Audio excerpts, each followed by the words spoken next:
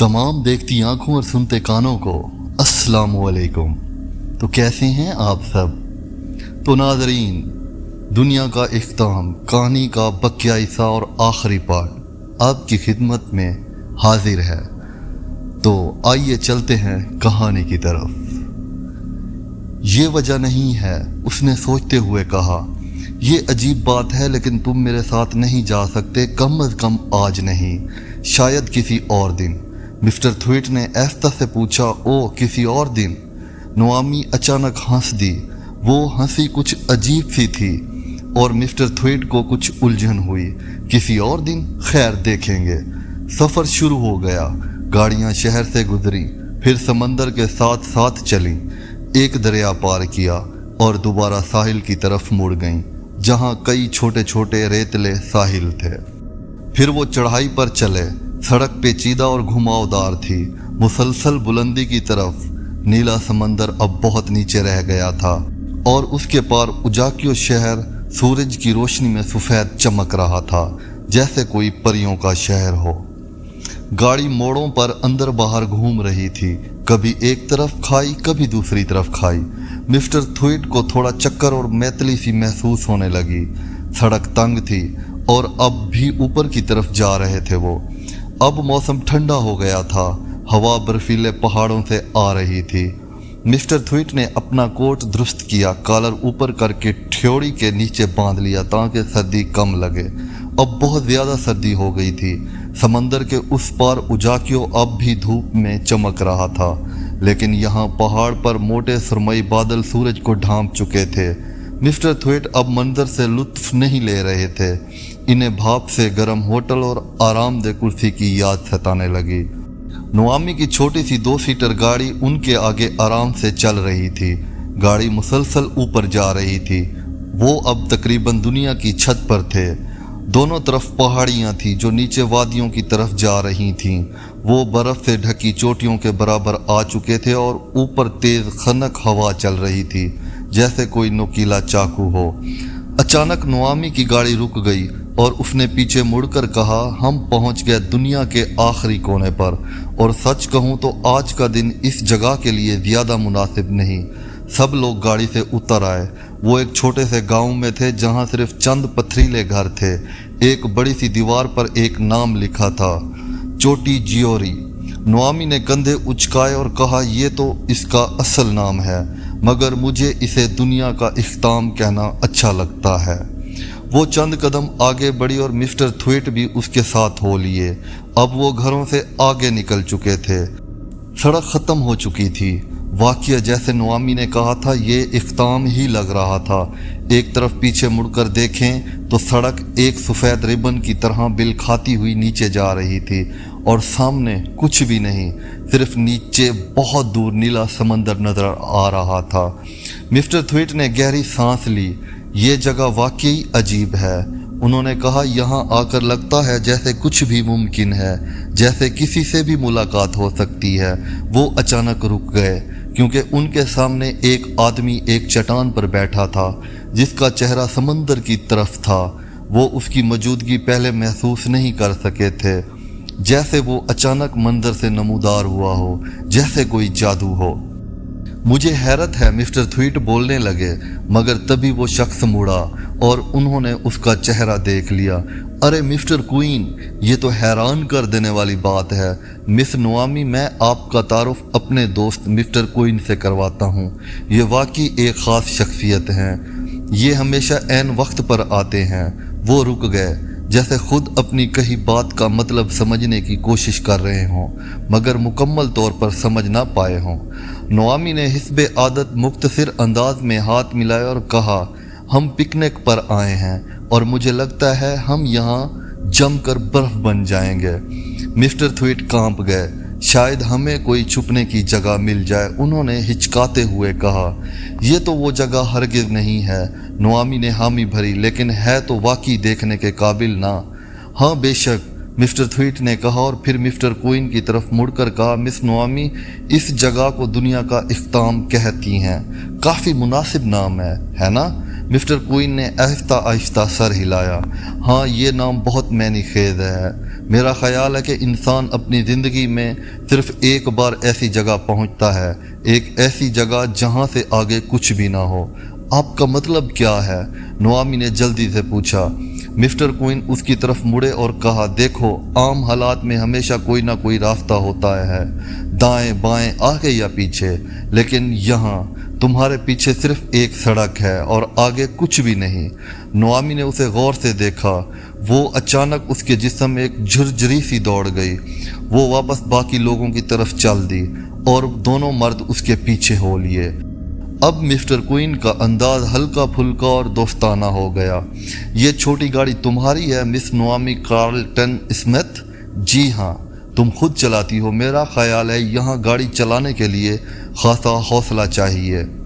سڑک کے موڑ کافی خطرناک ہیں، اگر تھوڑی سی بھی لاپرواہی ہو جائے یا بریک کام نہ کرے تو بس گاڑی نیچے جا گرتی ہے، اور یہ سب بڑی آسانی سے ہو سکتا ہے۔ اب وہ باقی گروپ میں شامل ہو چکے تھے۔ مسٹر تھویٹ نے مسٹر کوئن کا تعارف کرایا۔ اچانک مسٹر تھویٹ نے محسوس کیا کہ کسی نے ان کے بازو کو آہستہ سے پکڑا۔ وہ نوامی تھی۔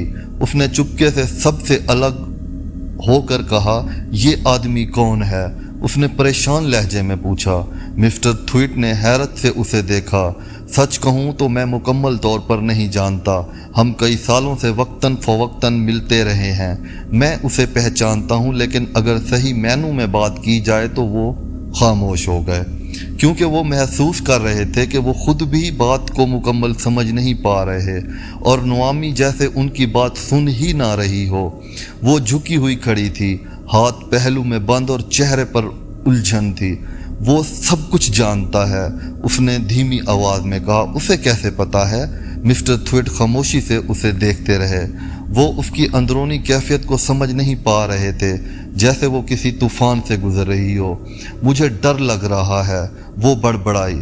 مسٹر کوئن سے ڈر لگ رہا ہے؟ انہوں نے تجسس سے پوچھا۔ ان کی آنکھوں سے ڈر لگ رہا ہے، وہ سب کچھ دیکھ لیتی ہیں۔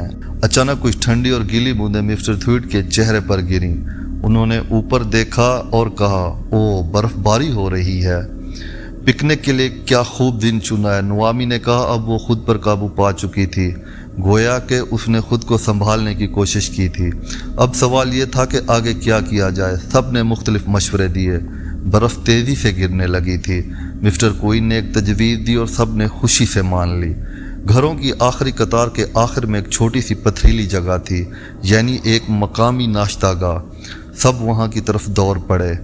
آپ کے پاس کھانے پینے کا سامان تو ہے؟ مسٹر کوئن نے کہا۔ او، ہو سکتا ہے آپ کے لیے گرم کافی بنا دیں۔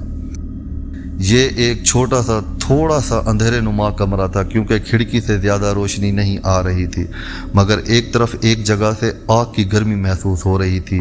ایک بوڑھی عورت لکڑیوں کی ٹہنیاں آگ میں ڈال رہی تھی۔ آگ بھڑک اٹھی اور اس کی روشنی میں آنے والوں کو احساس ہوا کہ وہاں پہلے سے کچھ لوگ موجود ہیں۔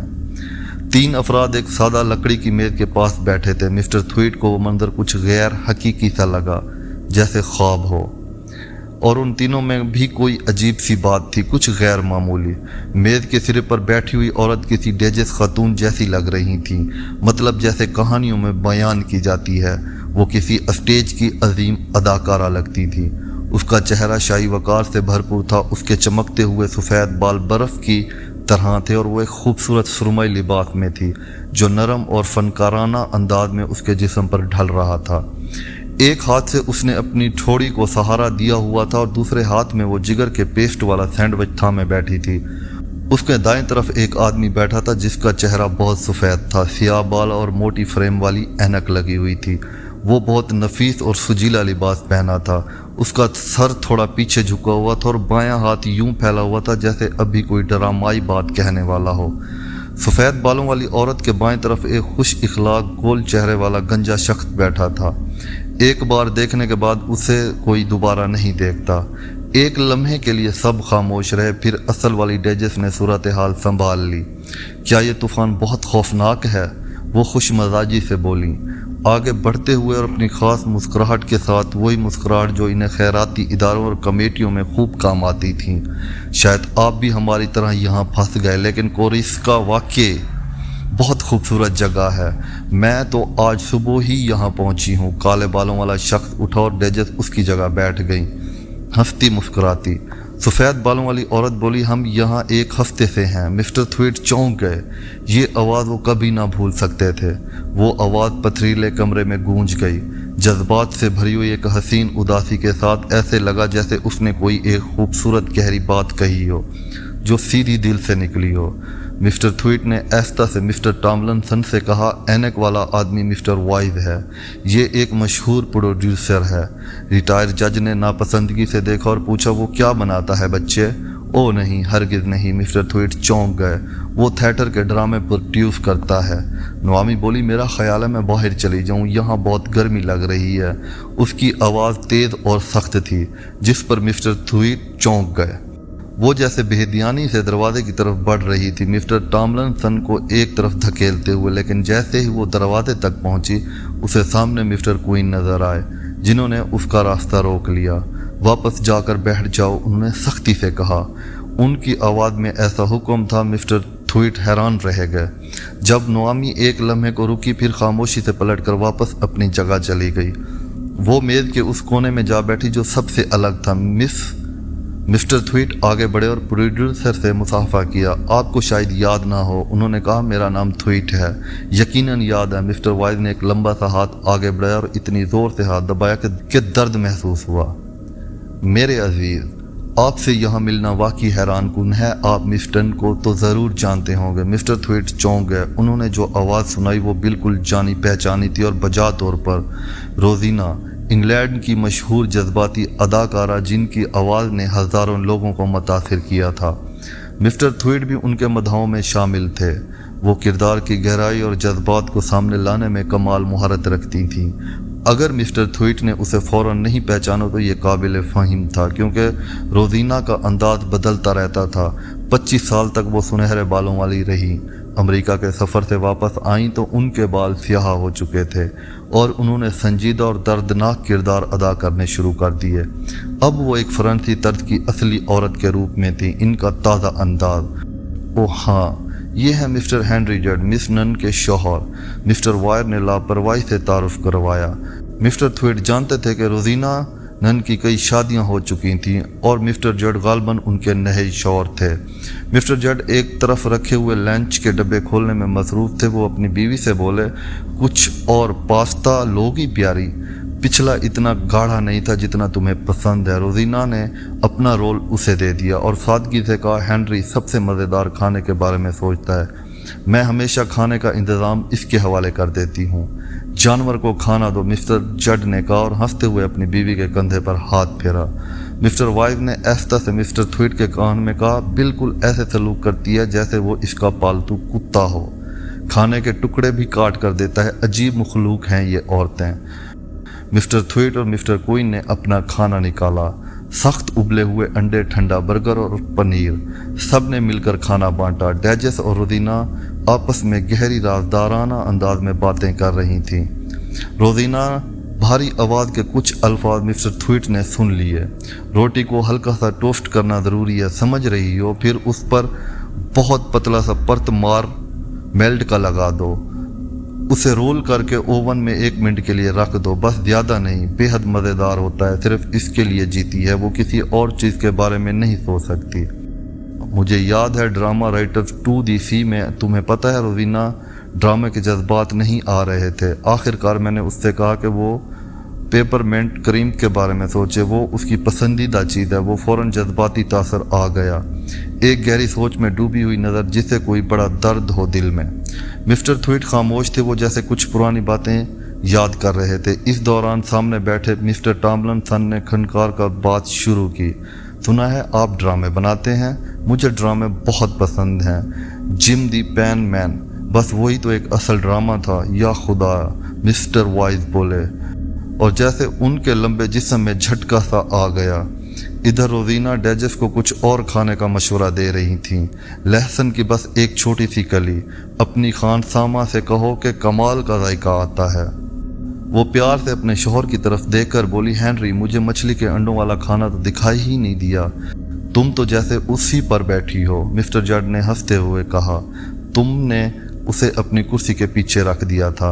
रोजीना ने जल्दी से वो चीज़ उठा ली, फिर मेज़ पर बैठे सब लोगों की तरफ देखकर मुस्कुराई।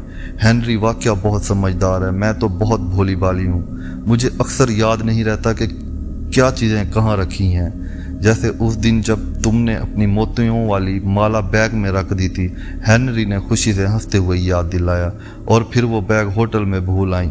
उस दिन मैंने काफ़ी फ़ोन किए और तार भेजे, वो मोती तो बीमा शुदा थे। मिस नन ने धीमी आवाज़ में कहा, ओ मेरे ओपल कीमती पत्थर की तरह नहीं थे। उनके चेहरे पर एक हल्की मगर उदासी भरी कैफियत आ गई, जैसे कोई छोटा सा दर्द छुपाए बैठी हो। कई बार जब मिस्टर थ्विट मिस्टर क्वीन के साथ होते तो उन्हें लगता जैसे वो किसी कहानी या ड्रामे का हिस्सा हो। उस लम्हे ये एहसास बहुत वाज़ेह था। सब अपने अपने किरदारों में लग रहे थे, जैसे ये हकीकत ना हो, कोई ख्वाब हो। और ओपल यानी कि कीमती पत्थर, ये अल्फाज गोया एक इशारा थे। मिस्टर थ्विट आगे झुके। आपका ओपल कीमती पत्थर मिस नन। हेनरी, क्या तुमने मक्खन दिया? शुक्रिया। जी हाँ, मेरा ओपल कीमती पत्थर वो चोरी हो गया था और मुझे वो कभी वापस नहीं मिला। बरह करम हमें उसके बारे में बताएं, मिस्टर थ्विट ने दिलचस्पी से कहा। तो मेरा जन्म अक्टूबर में हुआ था और इसलिए ओपल मेरे लिए खुश नसीबी की अलामत था। मैंने एक ख़ास ओपल कीमती पत्थर के लिए बहुत इंतज़ार किया था। कहा जाता था कि वो दुनिया के सबसे शानदार ओपल में एक था। वो बहुत बड़ा नहीं था, बस 2 सिक्के जितना, लेकिन उसकी रंगत और चमक लाजवाब थी। उन्होंने एक आह भरी। मिस्टर थ्विट ने देखा कि डेजिस कुछ बेचैन हो रही थी, जैसे वो ये मौजू बदलना चाहती हों, लेकिन अब रोजीना रुकने वाली नहीं थी। उनकी आवाज़ के उतार चढ़ाव ने इस कहानी को एक पुरानी उदास कहानी जैसा रंग दे दिया। वो ओपल एक नौजवान ने चुराया था, उसका नाम ब्लैक जेरार्ड था। वो ड्रामे लिखता था, अच्छे ड्रामे। मिस्टर वायर ने प्रोड्यूसर वाले अंदाज में कहा, यकीन करो, मैंने उसके ड्रामे का मसूदा 6 महीने तक संभाल कर रखा था। तो क्या आपने वो ड्रामा पेश किया? मिस्टर टॉमलिंसन ने दिलचस्पी से पूछा। ओ नहीं, मिस्टर वाइफ ने चौंक कर कहा, जैसे ये सवाल ही इन्हें परेशान कर गया हो। लेकिन एक वक्त था जब मैं वाकई संजीदगी से ये सोच रहा था। इस ड्रामे में मेरे लिए एक शानदार किरदार था। मिस नन ने कहा, इसे रेचल्स चिल्ड्रन कहा गया। हालांकि ड्रामे में कोई रेचल नाम की शख्सियत नहीं थी। ब्लैक मुझे इस किरदार के बारे में बात करने ठहर आया था। वो मुझे अच्छा लगा, खूबसूरत और बहुत शर्मीला लड़का था। मुझे याद है वो मेरे लिए पेपरमेंट क्रीम्स लाया था। मेरा ओपल कीमती पत्थर उस वक्त मेज़ पर पड़ा था। वो ऑस्ट्रेलिया से आया था। उसे ओपल्स के बारे में काफ़ी मालूमात थी। उसने ओपल्स को रोशनी में देखने के लिए उठाया। शायद उसी वक्त उसने उसे जेब में रख लिया। जैसे ही वो गया मुझे खाली खाली सा महसूस हुआ, फिर बहुत हंगामा हुआ। याद है तुम्हें? उन्होंने मिस्टर वाइज की तरफ देखते हुए कहा। ओ मुझे याद है, मिस्टर वाइज ने जैसे कराहते हुए जवाब दिया। रोजीना ने अपनी बात जारी रखते हुए कहा, उसके कमरे से ओपल का खाली डब्बा मिला था। वो माली तौर पर बहुत परेशान था, लेकिन अगले दिन उसने अचानक बैंक में बड़ी रकम जमा करा दी। उसने कहा कि एक दोस्त ने घोड़ों की रेस पर शर्त लगाकर उसके लिए ये रकम जीती, मगर वो दोस्त कभी सामने नहीं आया। उसने ये भी कहा कि शायद उसने गलती से ओपल अपनी जेब में रख लिया हो। मेरे ख्याल में ये बहुत ही कमज़ोर बहाना था, है ना? उससे बेहतर कोई भी झूठ सोचना चाहिए था। मुझे अदालत में गवाही देनी पड़ी।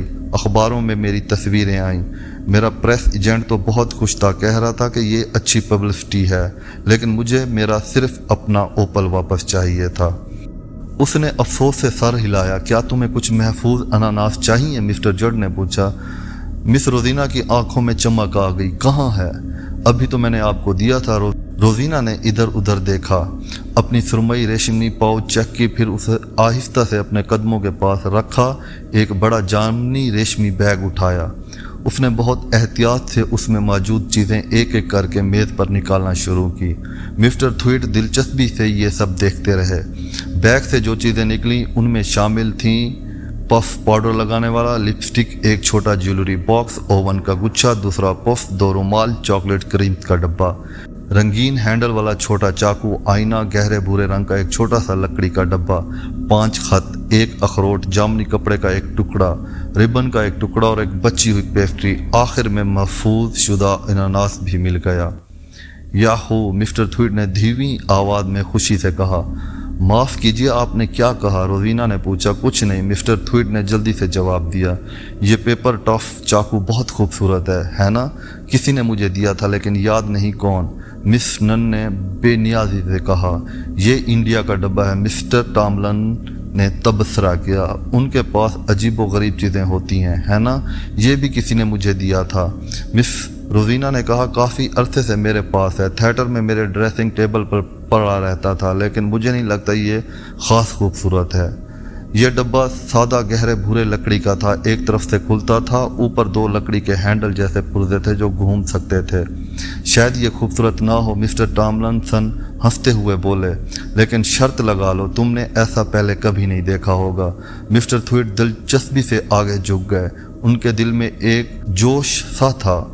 आपको ये डब्बा दिलचस्प क्यों लगा? उन्होंने पूछा। क्योंकि ये वाकई दिलचस्प है ना? मिस्टर टॉमलिंसन ने मिस नन की तरफ देखा, मगर उसने कोई ख़ास रद्द-ए-अमल नहीं दिया, बस खाली नज़रों से उसे देखा। मुझे लगता है कि मैं इन्हें इसका तरीका नहीं दिखा सकता। मिस रोजीना ने अब भी खाली नज़रों से देखा। कौन सा तरीका? मिस्टर जड ने पूछा। अल्लाह की कसम, क्या तुम्हें नहीं पता? उसने सवालिया चेहरों की तरफ देखा। ये क्या बात हुई? क्या मैं ये डब्बा 1 मिनट के लिए रख सकता हूँ? शुक्रिया। इसने डब्बा खोला। उसने डब्बा खोला और कहा, अब मुझे कोई छोटी चीज़ दो जो उसमें डाल सकूँ। हाँ, ये पनीर का टुकड़ा ठीक है। उसने पनीर को अंदर रखा और डब्बा बंद कर दिया, फिर अपने हाथों से उसमें कुछ चालाकी से छेड़छाड़ करने लगा। अब देखो, मिस्टर टॉमलिंसन ने डब्बा दोबारा खोला तो वो खाली था। अरे वाह, मिस्टर जड हैरत से बोले, ये तुमने कैसे किया? ये बहुत आसान है, मिस्टर टॉमलिंसन ने कहा। डब्बे को उल्टा रखो, बाएं तरफ वाला फ्लिप आधा घुमाओ, फिर दाएं वाला बंद कर दो। अब अगर पनीर दोबारा निकालना हो तो यही अमल उल्टा दोहराओ। पहले दाएं तरफ वाला फ्लिप आधा घुमाओ, फिर बायां बंद करो और डब्बा उल्टा ही रखो। अब देखो है जल्दी।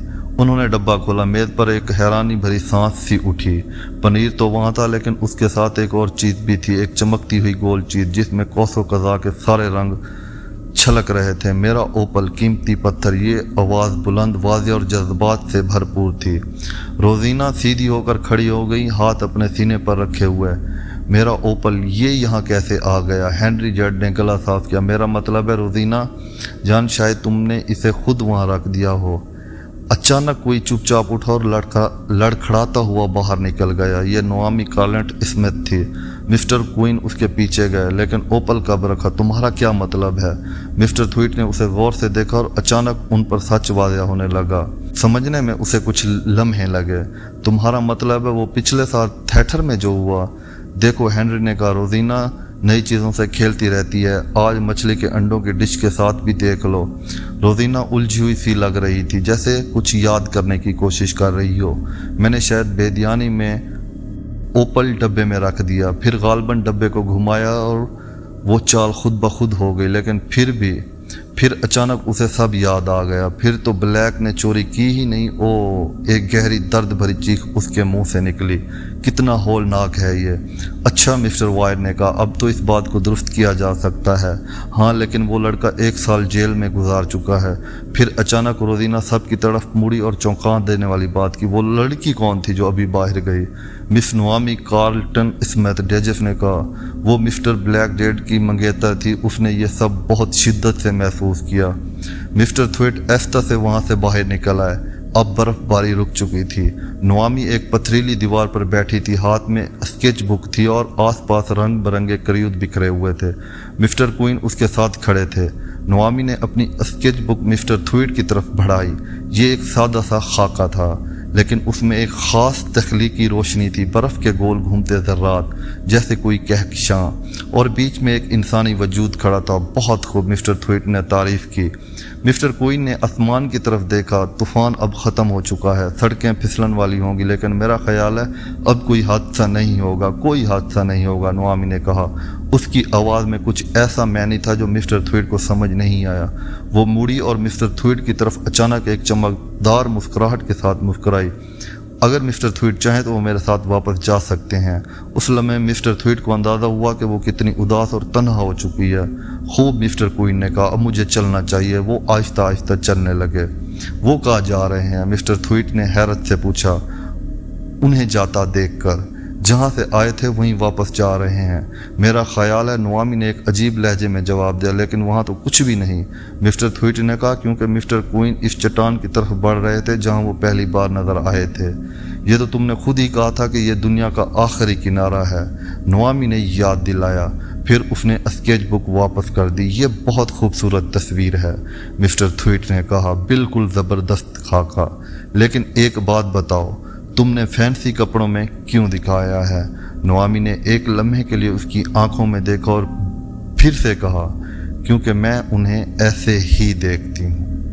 اور اس کے ساتھ ہی کہانی کا اختتام ہوا۔